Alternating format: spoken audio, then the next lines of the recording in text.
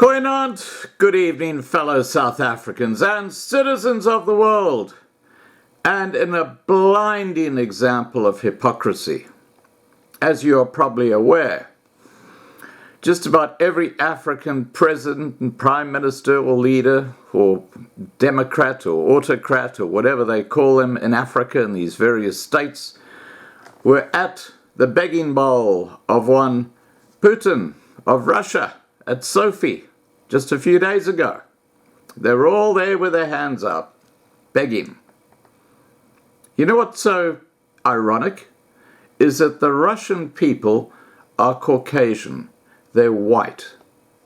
And here you've got the whole of black Africa running up there and begging for dollars from white people.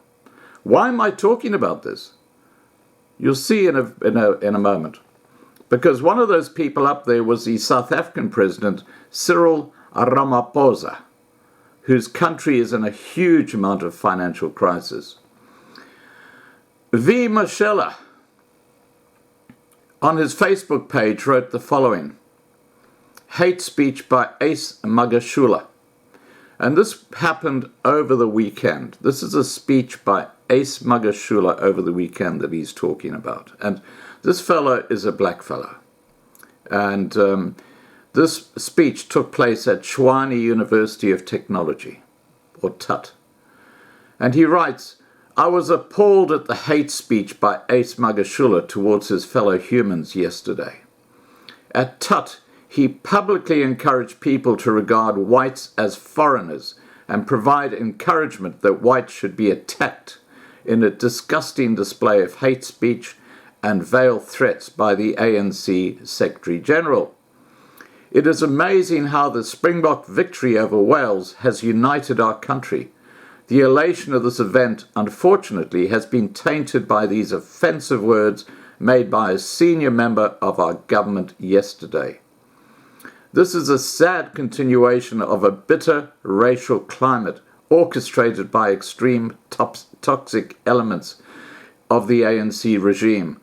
My fear is that many easily influenced young people may succumb to this ugly vitriol unless the South African people stand up and say enough is enough. A wretched person like Magashula is allowed by ANC leadership to continue to advocate violence and spew hatred without any recourse by our Human Rights Council, our government, or the Constitutional Court. I am ashamed at this behavior. These toxic people are allowed to bully and threaten anyone who they deem as a threat to their ideology, even those of their own colour. Wake up, South Africa. Our battle is here and now.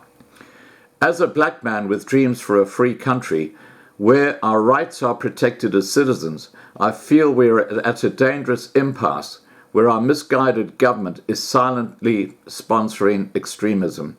As easily as they allow this radicalism to continue, they will turn on the very black people who start to doubt and question them, like me.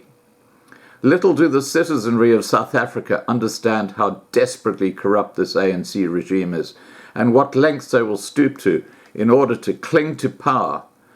Turning a blind eye to targeted crime and farm killings, and silently sponsoring hate speech, murder threats, and torture is an easy tactic for them, with dangerous and dire consequences for those who are the most gullible.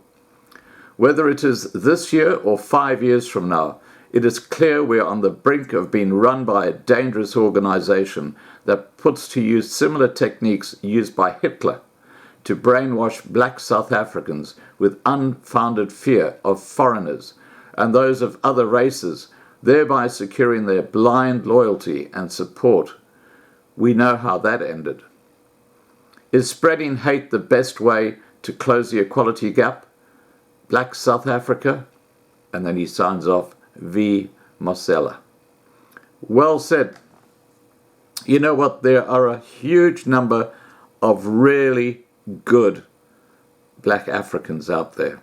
Huge number. And they're getting more and more concerned by the antics of this ANC government, just like the minority populations are.